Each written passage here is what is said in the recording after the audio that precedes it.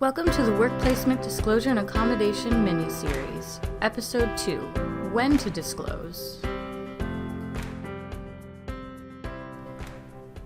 As I mentioned earlier, work terms have different processes and different programs, so some of the stages I'm about to go over in this timeline may or may not apply to you. For example, Center for Business Co-ops have a prep course with an application and interview process, whereas nursing placements are assigned to students by their placement advisor or coordinator.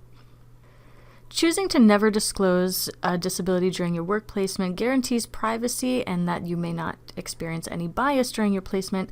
However, it also means that there would be no accommodation support available to you during your work placement. If you will be completing a preparatory course for a work placement as part of your program, this would allow you and your placement coordinator to be more strategic about choosing inclusive employers. However, this may also limit the amount and variety of opportunities available to you, so that would be something that you would want to consider. Disclosing at the application stage, if that's applicable to your program, allows you to be proactive and build trust with a potential placement supervisor, and allows you to begin planning for successful accommodations long before your first day at your placement. However, there is the potential risk of employer bias and being screened out of the process, so confidence in your ability to self-advocate is very important.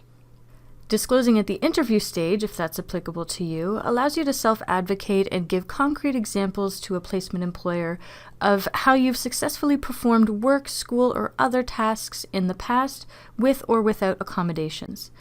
Similar to what I've mentioned earlier, this can potentially put you at risk of employer bias if they are not used to working with someone with accommodations, or if they feel unprepared to have that discussion. Being able to highlight your strengths and use solutions-focused examples is key. Disclosing at the placement offer stage is likely the most critical of all stages. If you have not disclosed up to this point, then you know the employer has every confidence in your ability to perform the placement tasks without support.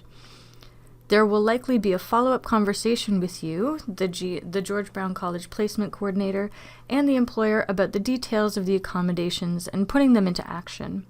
That said, an employer may feel deceived if you wait until the offer stage to request accommodations. You might be asked about why you waited until now to say something. Again, self-advocating for yourself on why you chose to focus on your strengths and abilities rather than your limitations can help you prepare for this. Having a clear and concise plan for what accommodations you might need, with any other supports you've already arranged for, will help ease any concerns they might have. If there are further concerns, enlist the help of your placement coordinator or officer to assist in further discussion. Finally, waiting until after you've begun your placement to disclose means there's no risk at all of recruitment bias. They cannot take their offer back unless it can be proved that continuing in the placement poses a risk to yourself or others. Many people choose to disclose at this stage for exactly that reason, out of fear that disclosing will result in someone else getting chosen for the position. The downside to this, however, is that you cannot take advantage of proper accommodations right away, which may affect your ability to do assigned tasks.